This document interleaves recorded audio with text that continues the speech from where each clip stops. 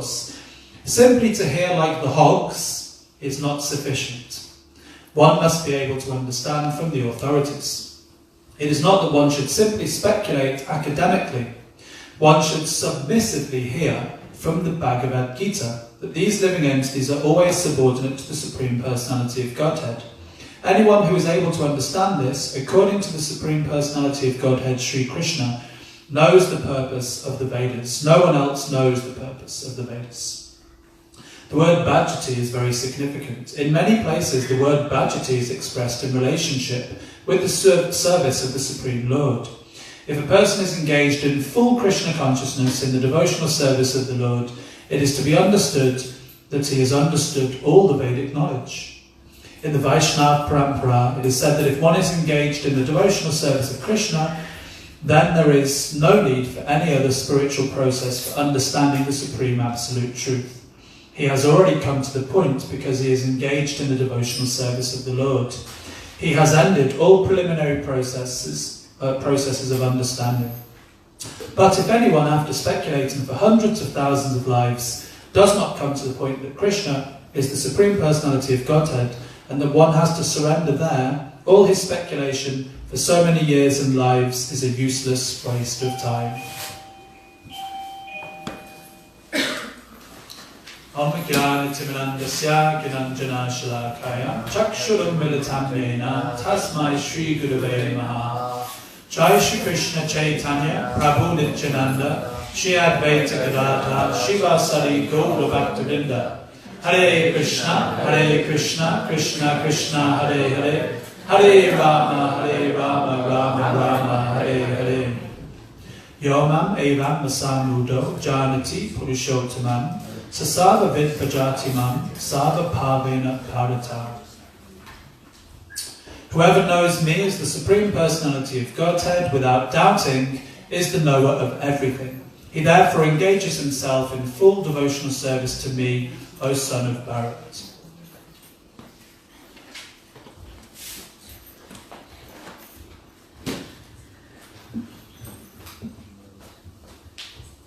So, when I read this purport, I picked up 3 main points from the purport.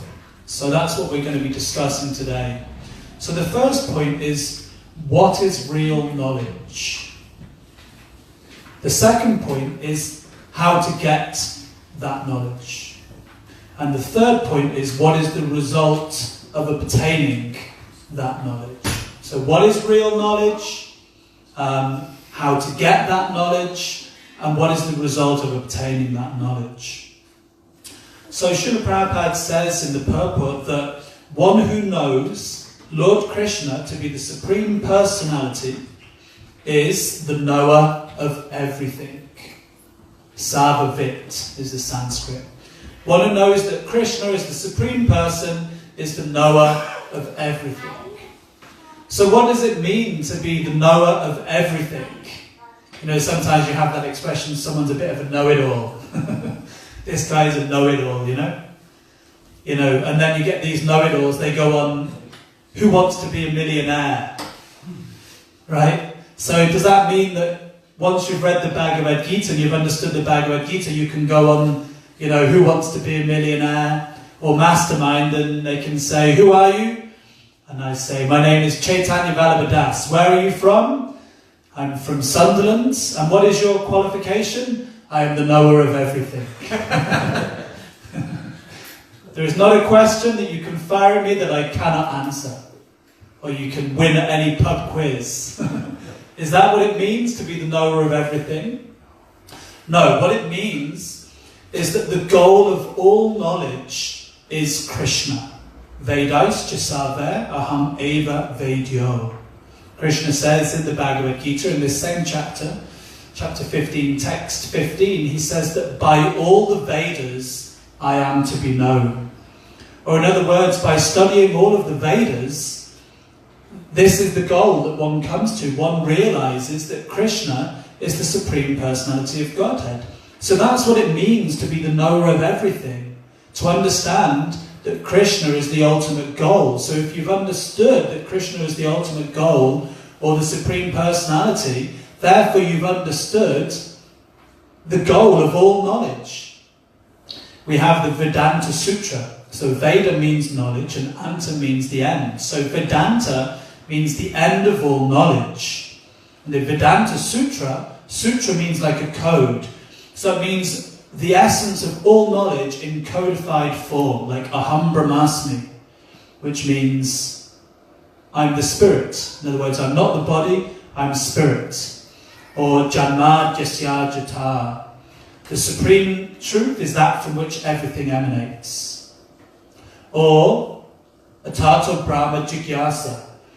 Now I have this human form of life, it is time to inquire into the absolute truth. That's what human life is meant for. It's not meant for going on Who Wants to Be a Millionaire and getting rich. We're not against these things, but the point is that's not the main goal of life. So Vedanta means the end of all knowledge, and the end of all knowledge is to understand Krishna. So what is real knowledge? This is what we're asking. So there's a difference between material knowledge and spiritual knowledge.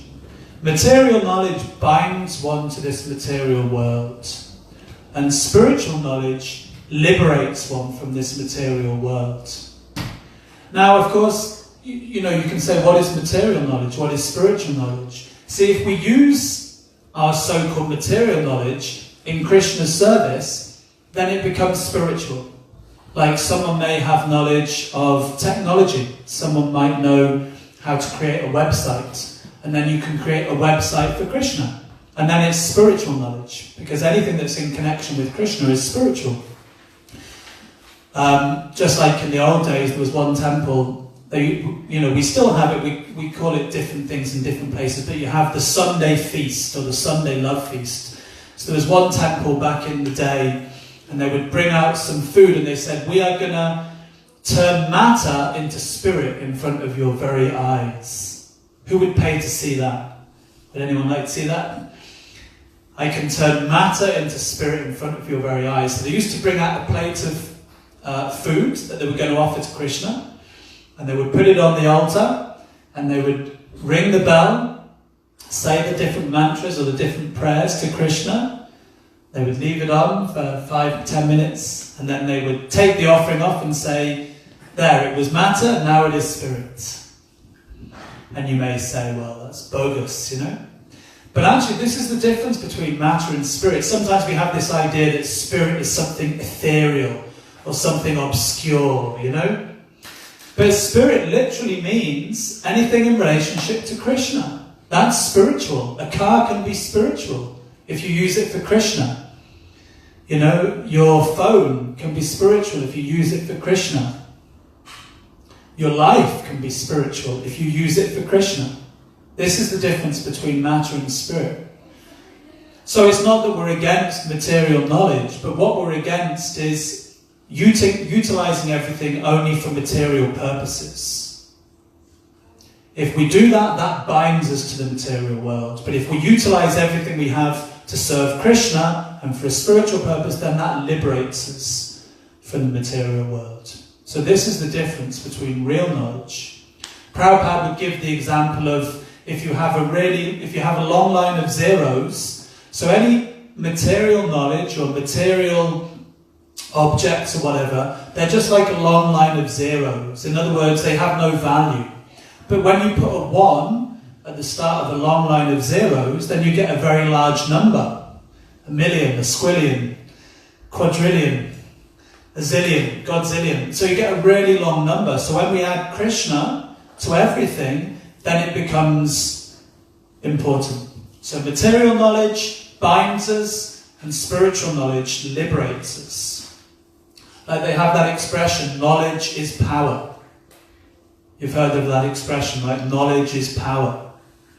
So I was looking up the kind of the meaning of that proverb, knowledge is power. So it said that a person who has more knowledge will be able to control circumstances in their life accordingly.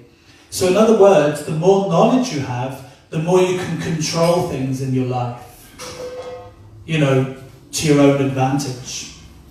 So I was thinking about this. So that's material knowledge. But spiritual knowledge allows you to control circumstances not only in this life, but in the next life, and the next life, and the next life, ad infinitum. Because if one dedicates oneself completely to Krishna, and at the time of death one remembers Krishna, then one doesn't come back again to this material world. Punarjanma na vidyate. One returns back to the spiritual world, eternally, where life is satchidananda, eternal, full of knowledge and full of bliss. So that's real power. That's real knowledge. You can control your circumstances not only in this life, but forevermore, ad infinitum. Knowledge is power. So spiritual knowledge gives ultimate power. But we also shouldn't abuse that knowledge. We shouldn't, we should utilize it for the proper purpose. Because sometimes knowledge in the hands of the wrong person can be a bad thing also. If you have the wrong, like they say, absolute power corrupts absolutely. So if we have the knowledge, but we utilize it for the wrong purposes, then that's bad. So another time, Prabhupada described that real knowledge, he gave a definition of real knowledge, and he said that real knowledge is to know the difference between matter and spirit and the controller of both. And we've given this example before, or in other words, to understand who we are, who is God, and what is our relationship. And we've told this story before, but it's one of my favourite stories, so I'm going to tell it again. So, just to highlight this point of understanding what is real knowledge, to understand who am I, who is Krishna, and what is our relationship. So one time Prabhupada arrived at one temple in the early days of the movement, and he said, so who is to get initiated? And the temple president, he said, well, there's this devotee and there's these group of devotees, they're all to get initiated. And Prabhupada said, but what about this devotee? And they said, no, Prabhupada, he is a new boy, He's a new guy. He's only been coming for a couple of weeks. He is not ready to get initiated. And Prabhupada said, I will decide who is ready for initiation. So he called this devotee forward and he said, so, do you like Krishna consciousness? And he said, yes, I'm liking very much Swamiji. And he said, so, I have two questions for you. Who is Krishna? And then this devotee, he said, Krishna is the Supreme Personality of Godhead. And Prabhupada said, very good. And he said, and who are you? And he said, Prabhupada, he said, I am Krishna's eternal servant. And Prabhupada said, very good, you can get initiated. Because he understood the essence of all knowledge. He understood who he was. He's the servant of Krishna. He understood who Krishna was. To hear, yeah. It means that, as Prabhupada said, learning by oral reception. That's a very kind of highfalutin way of saying we have to hear. Shravana. And therefore Shravana is the basis of our spiritual life. According to what we hear, will determine, everything in our life really. Because if you hear material sound vibration, like we said, it binds one to the material world. But if we hear spiritual sound vibration, Krishna Katha, Krishna's holy name, Bhagavad Gita, then it liberates us and it increases our desire. Has anyone ever found that before? That when you listen, to kirtan, or you listen to, you're chanting japa, or you're listening to a class, you actually feel inspired in your spiritual life. Put your hands up if you felt inspired by listening to kind of spiritual sounds. And conversely, who's felt uninspired by listening to material sounds?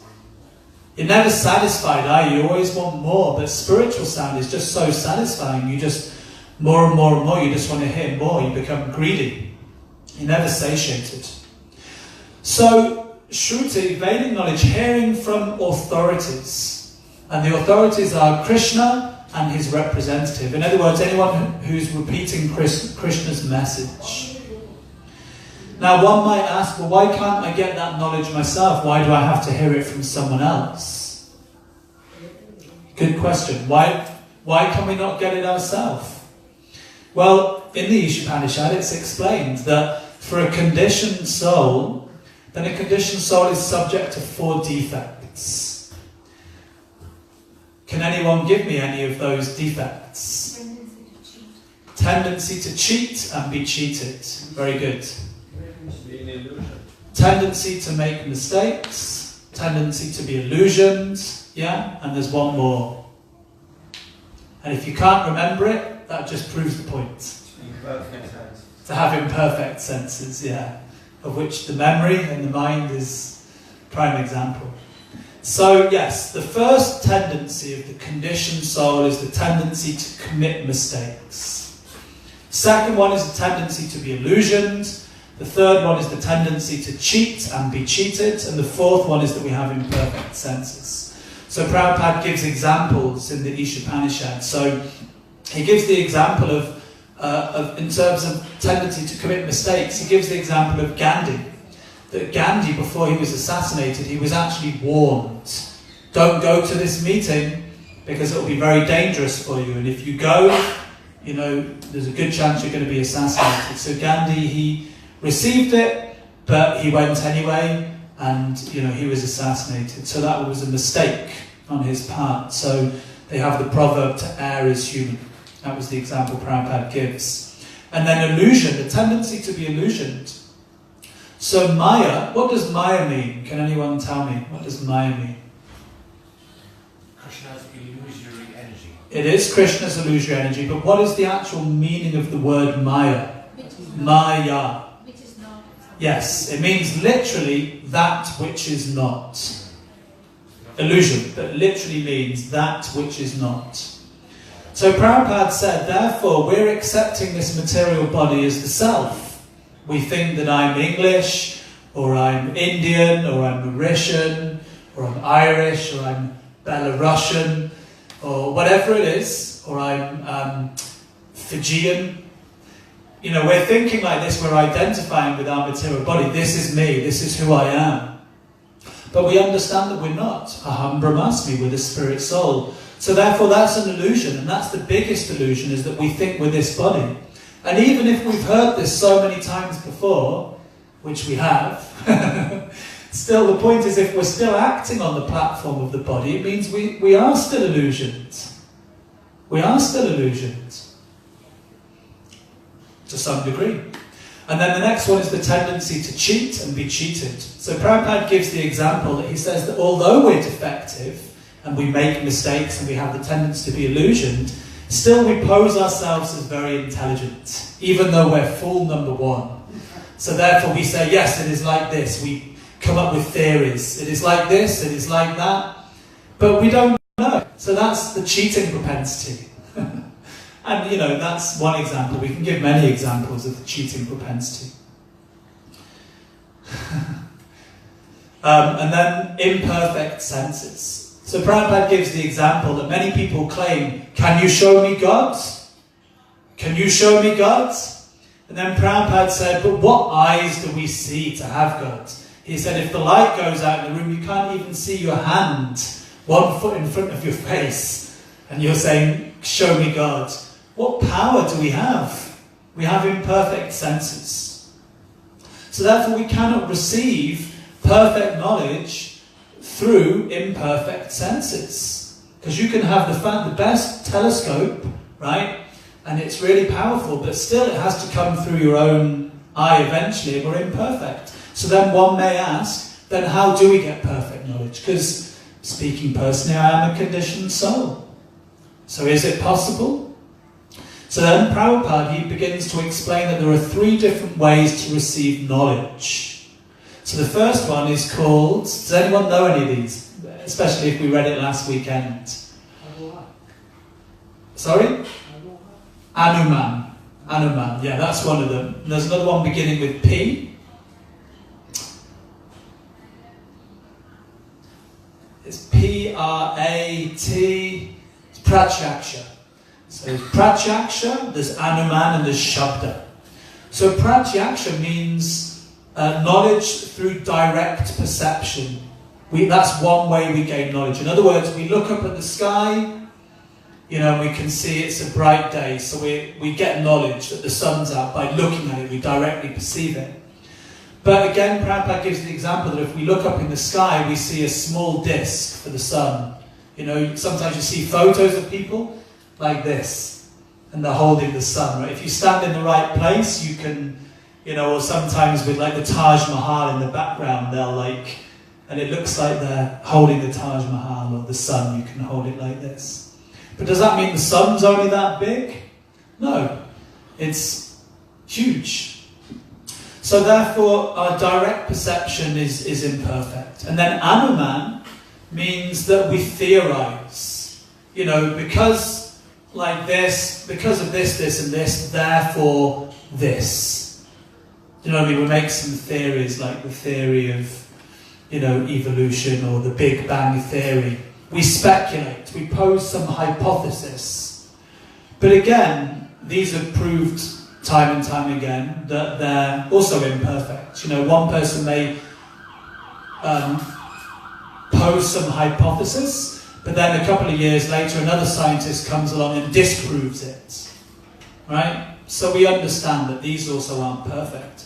So then there's the process of Shabda, which means sound. Hearing from authorized sources. So Prabhupada gives the example of like a TV guide.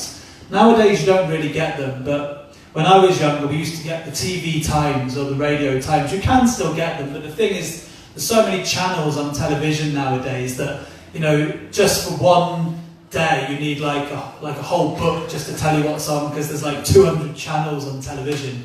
I remember the days when there was only 4. Some of you may remember when there was less than that, but when I was growing up there was 4. There was BBC One, BBC Two, ITV and Channel 4. And then I remember they brought out Channel 5. And that was like a big deal. But nowadays it's like, there's hundreds and thousands of channels. But in other words, if you wanted to know what was on the television that evening, how could you know? You could speculate. And certainly with some of the regular programs, you could say, yeah, well, EastEnders is going to be on at 7:30. Coronation Street is on at, Coronation Street's at 7:30, or EastEnders is at 8, and you could make a speculation. But certainly, not for one-offs, how can you say what's going to be on the television?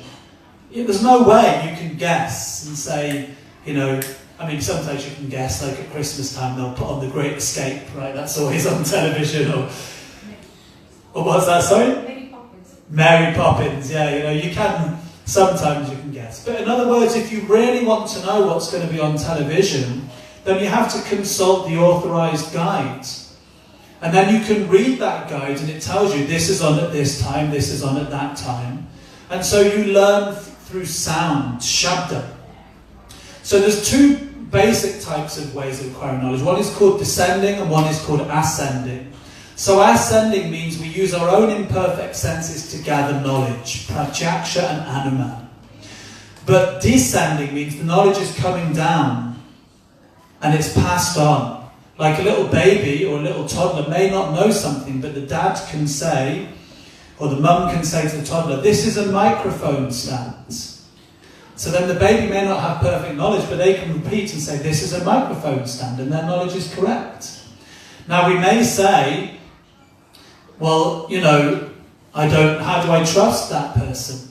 But we have to put our faith in people all the time. Who can think of ways where we acquire knowledge by hearing? Shabda. Can anyone think of anything? Not even spiritual, just material things. Dan and Jaya. On the news.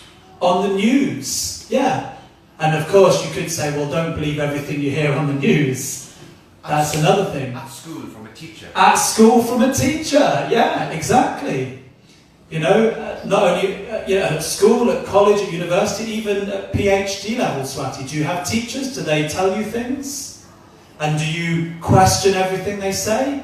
Or do you accept it? Yeah, you don't say, could you imagine that, to your professor or something? How do I know? How do I know what you're saying? It's like, look, if you're not interested, then go somewhere else. Do you know what I mean? If you don't want to learn in my class or my university, you're very welcome to go somewhere else. But this is what I'm teaching. Okay, so school, from the news. Who else do we hear from? From our parents, right? You learn from hearing from your parents. Did you have an example? I thought you were putting your hand up there. From a friend you haven't seen for a long time. From a friend? From our peers, yeah? Good. And what were you going to say? You were going to say something as well? From the Parliament. Yeah, from the politicians, we hear from them. So we can see that it's a standard process of learning, Shabda. So it's a question about hearing, because like we said, you may not always believe everything you hear on the news, because some knowledge is very much subjective. If you could get two news stories and you could listen to them in one country and you could listen to them in another, and they'll be completely different. You know? Like history, when you learn history, in England we learn history from one perspective, right? You know, and the UK or Great Britain was, you know, colonial and imperial, and it would go and colonise these countries. So we learn it from one perspective, but then you go to one of those countries that's been colonised by Great Britain, and they'll give you a totally different perspective of history. So it's subjective. So therefore we have to hear from authoritative sources. Not that we should just hear from anyone. And therefore Vedic knowledge is called Shabda Prama. So in other words, who is the highest authority? Krishna. Krishna. How do we know that? Well, Krishna himself says in the Bhagavad Gita, you know, Vedais Chasava Aham Eva Vedyo Vedanta Krid Vedavid Eva Chaham. Krishna says, I am the compiler of the Vedas. Everything is coming from me. Everything is ultimately coming from Krishna. So, if you want to get perfect knowledge, you have to go to the perfect source, and Krishna is the perfect source. Now, you may say, well, how do I know that? So, Prabhupada explains in the Upanishad that Vedic truths, they are to be accepted as axiomatic truths. In other words, they're to be accepted without question. Now, that might make some alarm bells go off in your ear, you know? That sounds very dangerous. We know what happens to the world when people accept things blindly without questioning. You know, we have so many things. There have been so many totalitarian regimes, dictators, and they've made a right. So therefore, it's not that when we say without doubting, it doesn't mean that we shouldn't have doubts, but we shouldn't hold on to our doubts. Prabhupada gives the example about accepting axiomatic truths, Vedic truths. He said, for instance, in the Vedas it is said that cow dung is pure. Cow dung is pure.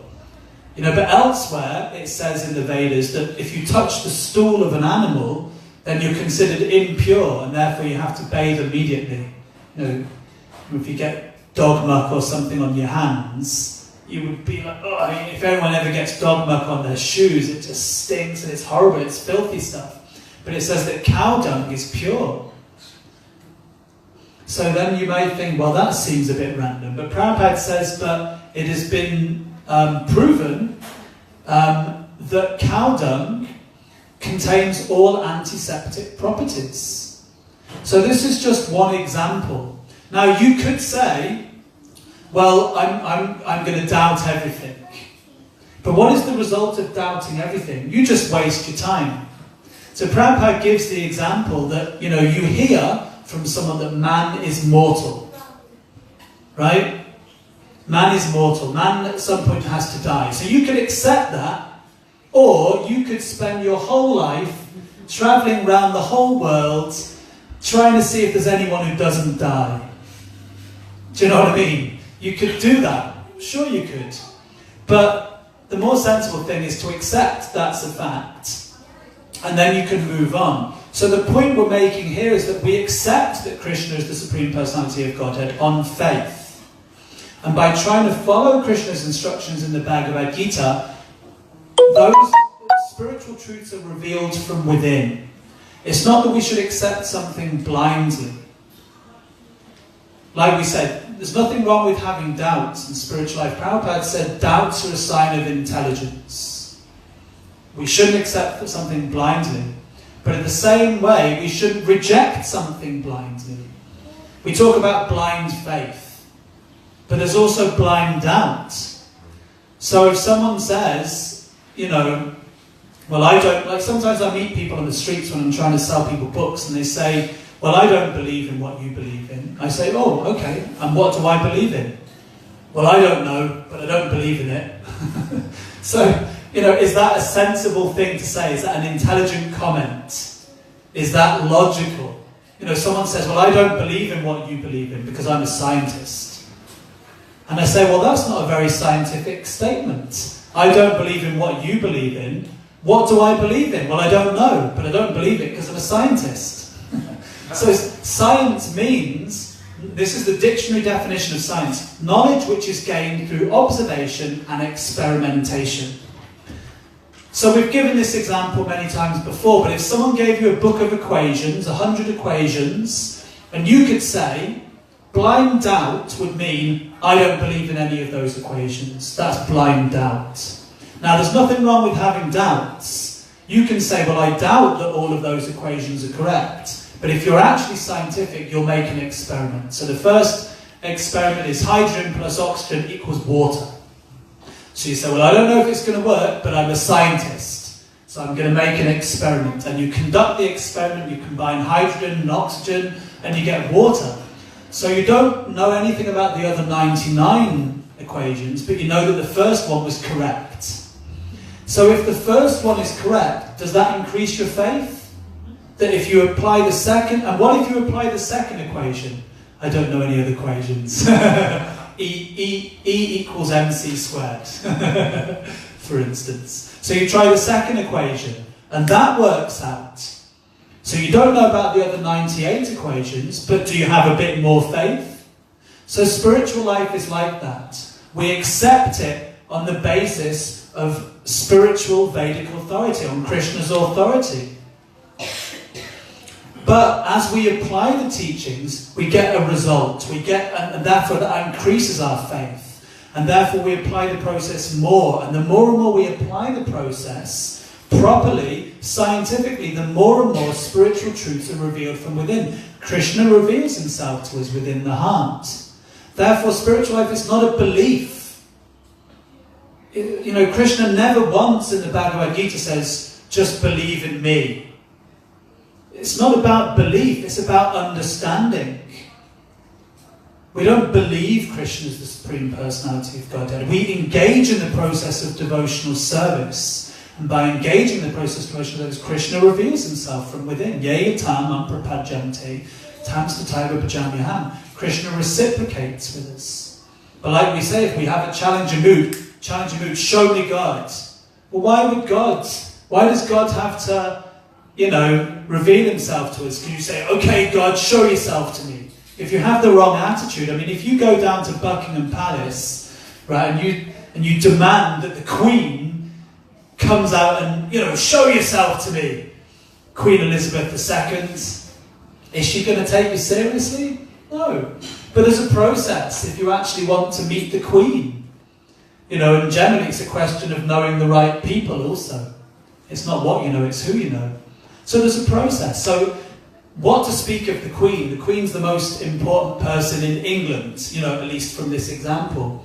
But if you want to meet the most important person, the Supreme Personality of Godhead, then you have to have a submissive attitude.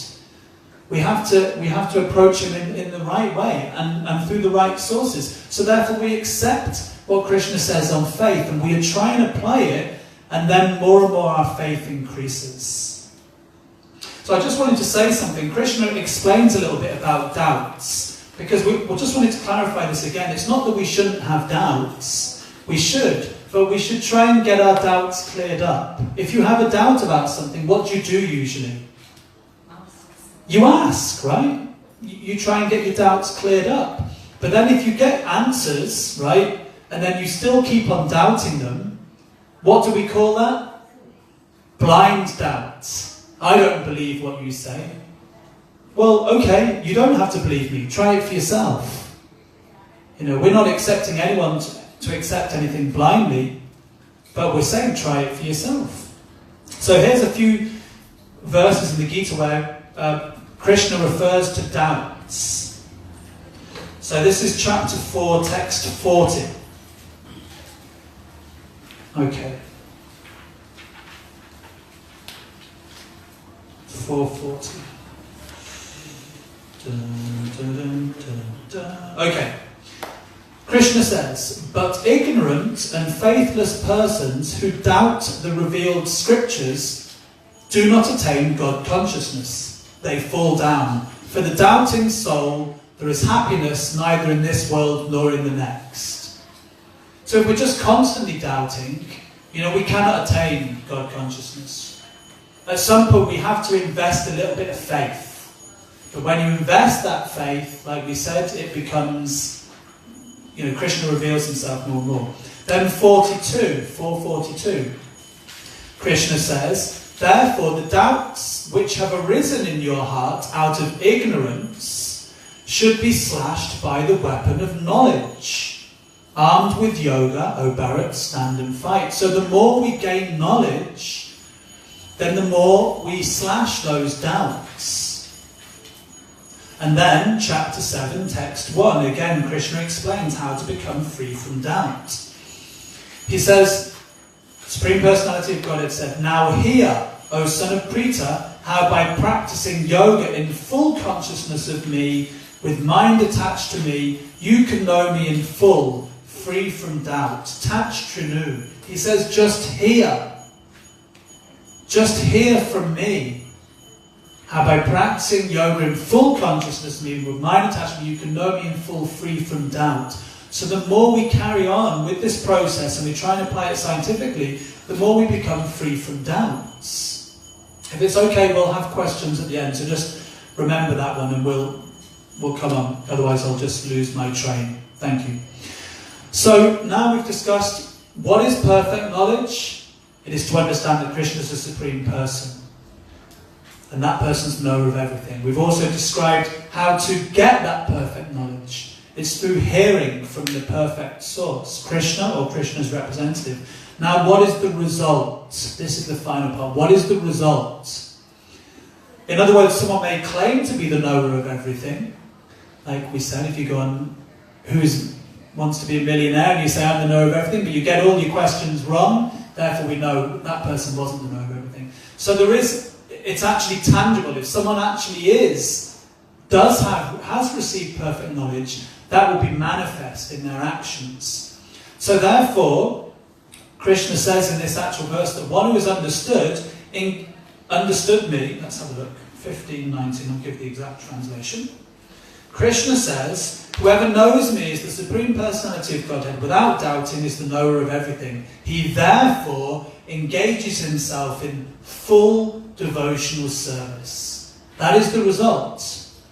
So the word is bhajati in this verse. So bhajati comes from the Sanskrit root verb bhaj.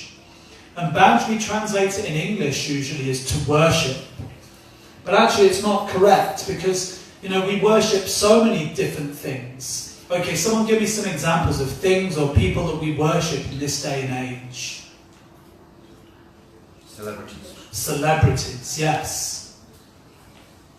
What else do we worship? Or who else do we worship? Mobile phones. Mobile phones, yes. Our country.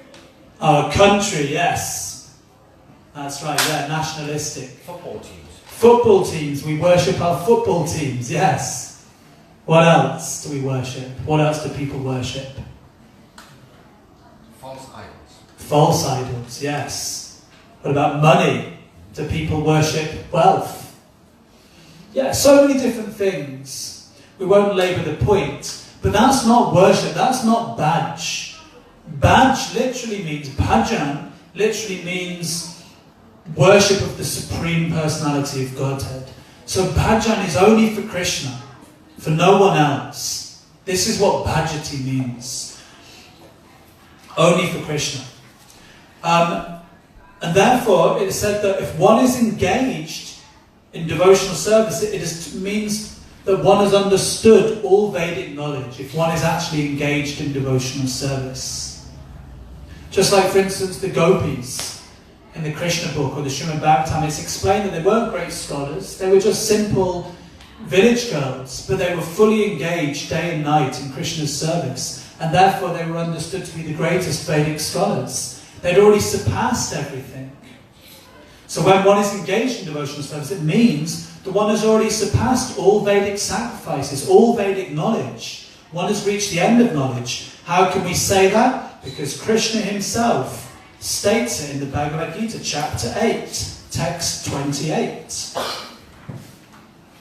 And we accept Krishna because he's the supreme authority. So Krishna says, chapter 8, text 28, a person who accepts the path of devotional service is not bereft of the results derived from studying the Vedas, performing austere sacrifices, giving charity, or pursuing philosophical and fruitive activities. Simply by performing devotional service, he attains these, and at the end, he reaches the supreme eternal abode. So this is the result of obtaining real knowledge, is that one engages in full devotional service. Mam chayo vyabhicharena bhakti yogena sevate sagunan samatijaitan brahma bhuyaya kalpate. One who engages in full devotional service in all circumstances at once transcends the modes of material nature and comes to the level of Brahman. So we're going to stop there. Srila Prabhupada ki Jai. Brahmacharya Srimad Bhagavad Gita as it is ki Jai. So we'll do questions in a minute, but first I want to ask for any reflections, meaning something you've heard during the discussion or during the talk that's stuck in your mind that you're going to take away with you, something that you found inspiring or something that particularly, a point that stood out in your mind. So are there any reflections? Ramai Prabhu. Yeah,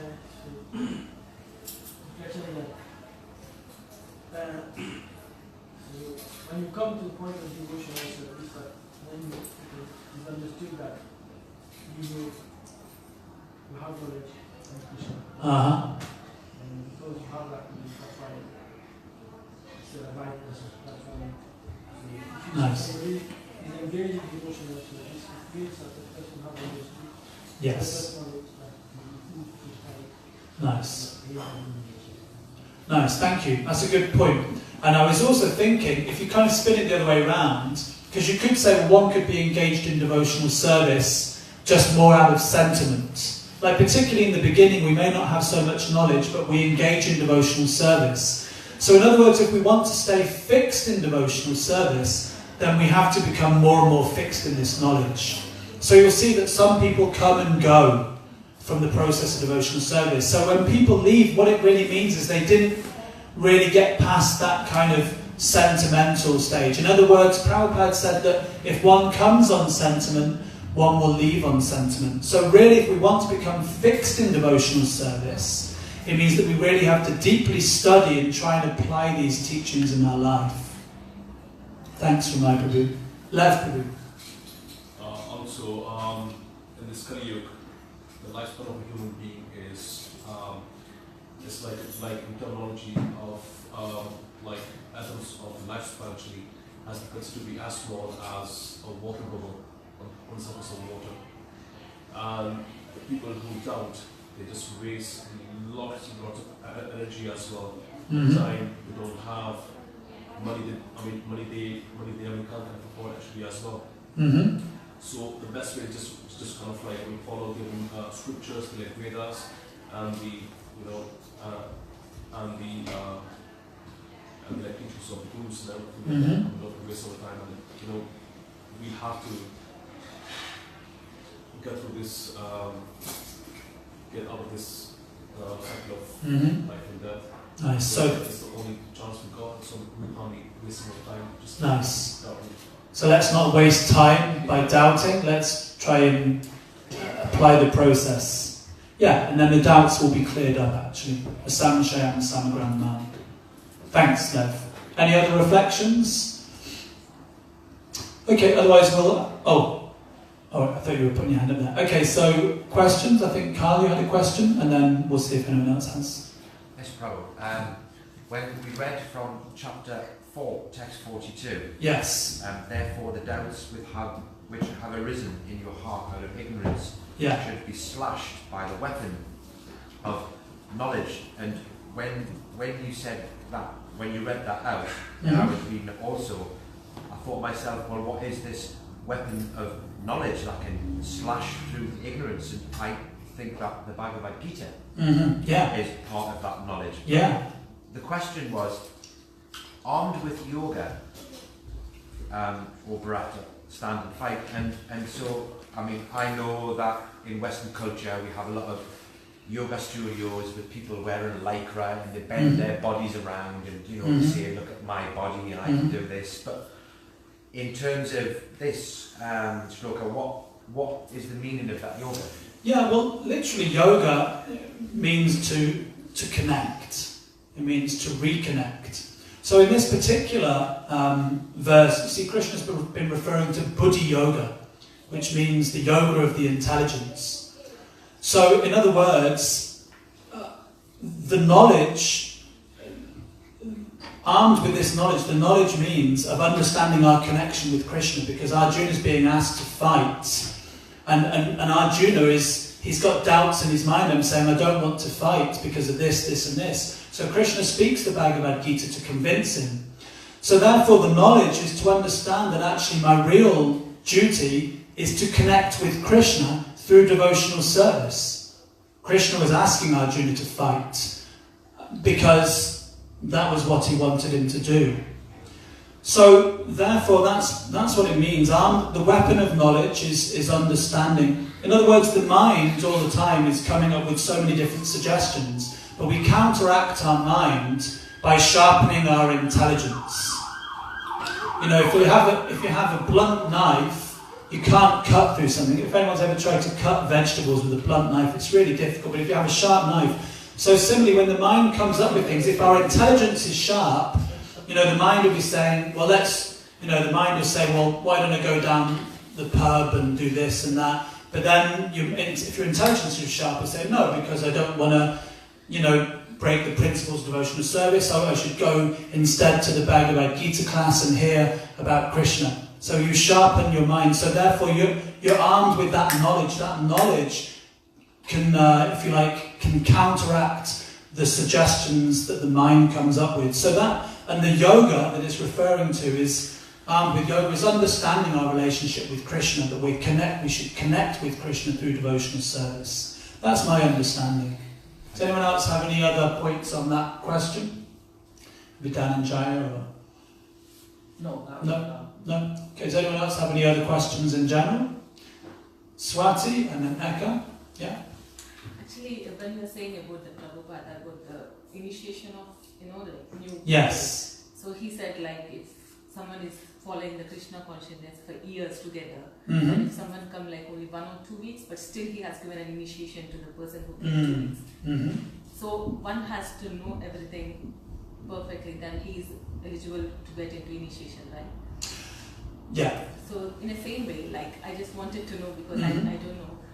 So if we are following the 4 main principles, like illicit sex and not eating meat, and you know, those are the 4 principles, and chanting like not exactly the 16 rounds, or is there any other eligibility criteria to offer, you know, prasadam to temple or something like that?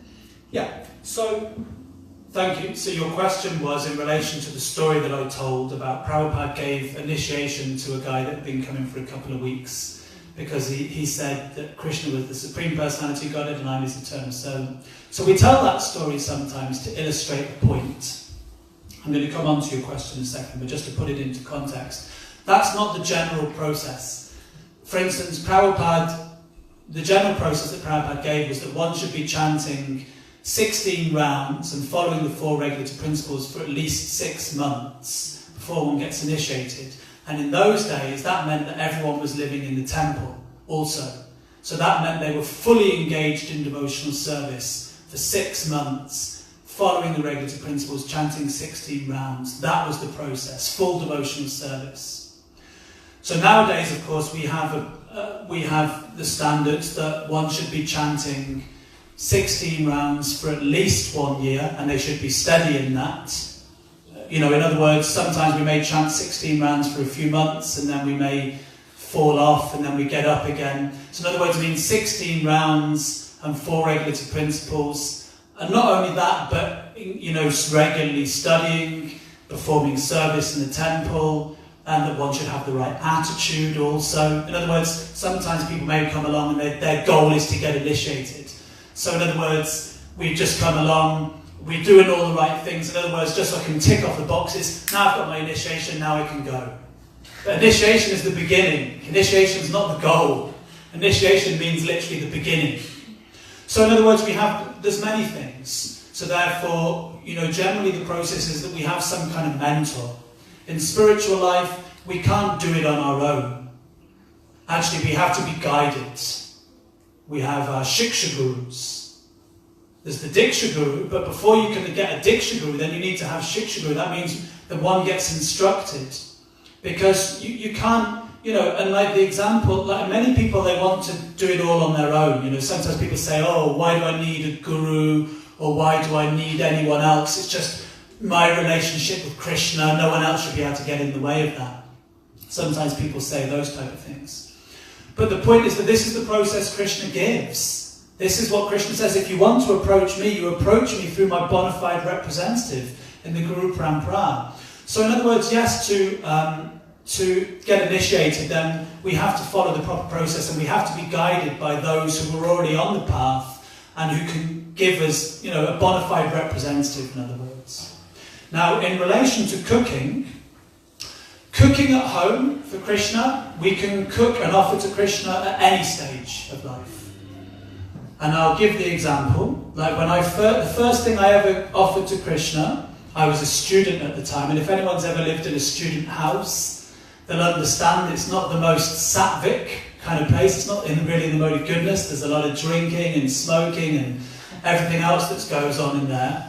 When I used to cook in my house during university, I used to spend 45 minutes cleaning the kitchen before I could even start cooking.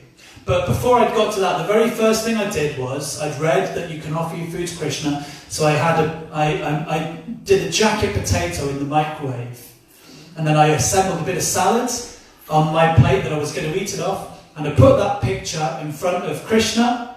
There was a picture of Krishna in the higher taste, and I did what it said that one should do, and I just said, "My dear Lord Krishna, please accept this simple offering. Hare Krishna, Krishna Krishna, Hare Hare, Hare Rama, Rama Rama, Hare Hare." And I can tell you for a fact that Krishna accepted that offering. Not because I'm blowing my own trumpet because I'm some great devotee, but because at that time that was the best I could do. But I didn't stay at that. I then, at some point I learned the proper prayers, the proper mantras, how to offer it to Krishna. I got special bowls and plates to offer it to Krishna. I assembled an altar in my room, so I progressed and I learned the proper way. But if I'd just carried on doing that, then Krishna wouldn't accept it. But in the beginning, because we're like children, we're like babies. Like if a baby, you encourage them. But so a baby's just talking, goo goo goo goo, da da da da. And you say, oh, he's saying daddy, daddy. But if the child's still speaking like that at 40 years old, you're not going to be very impressed. So you can't stick at that level all the time. You've got to progress. So therefore at home, we can offer anything to Krishna. Even if someone's a meat eater, I would say to them, well, okay, you may be eating meat just now, but at least once a day, try and offer something to Krishna. You must drink water, so offer that to Krishna. You must eat some fruit, so offer that to Krishna. So do something. So we can always offer something to Krishna, but we should understand what Krishna will accept. Patram pushpam palam toyam yome bhakti priyachati. Krishna says, I will accept certain things. He won't eat meat, he won't eat eggs, he won't eat fish, he doesn't accept onions, he doesn't accept garlic, he doesn't accept alcohol, so these things he doesn't accept, and we learn that from reading the Bhagavad Gita and from devotees. So yes, we can offer anything to Krishna whenever we like at home. However, your question was then about offering food to Krishna in the temple. So in the temples we have particular standards that we follow because for one thing we're offering to the deities. So we want to offer only the best in the temple. And because everyone else is coming to the temple also, and they're going to be taking that prasadam, and they're expecting pure Krishna prasadam. I'll just give you a little example. One time there was a lot of fighting going on in a community. This was during Prabhupada's time. Arguing, bickering and things going on all the time. And Prabhupada said, sack the cook. Get rid of that cook. That cook is not in very good consciousness, and therefore everyone's eating the food that that cook has cooked, and therefore it's affecting the whole community. Like this. So therefore, there's a subtle transference of karma that goes into food when you cook. If you cook in a mood, a begrudging mood, like, you know, when you eat that person's food, you feel like, I just can't be bothered to do anything, you know. But when you take food that's been prepared by, you know, devotees strictly following, who are, you know, really, who are advanced, when you take that type of prasadam, then it's like, wow, you can taste there's a difference there.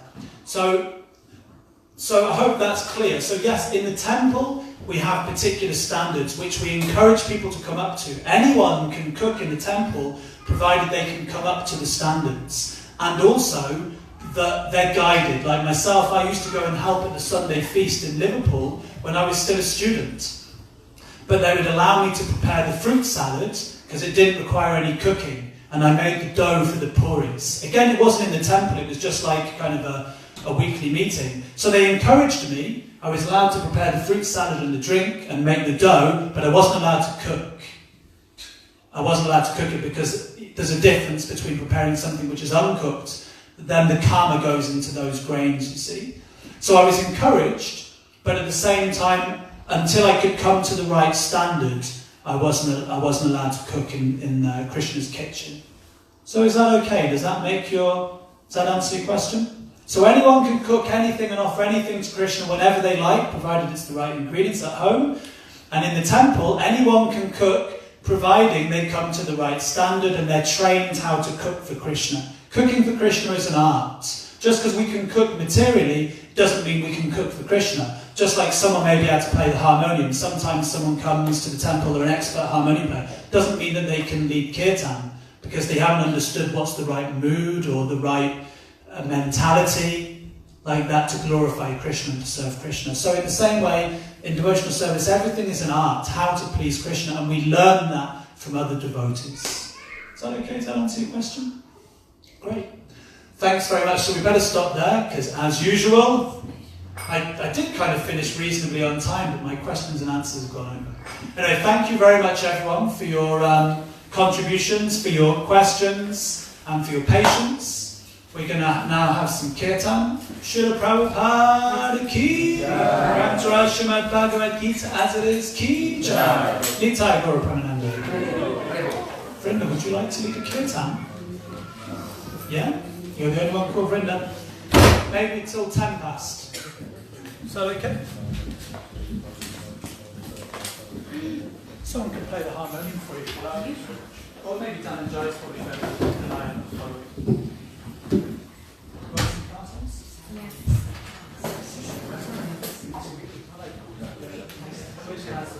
Oh, that's one. You saw you missed it. Oh, because you had to go out on your phones and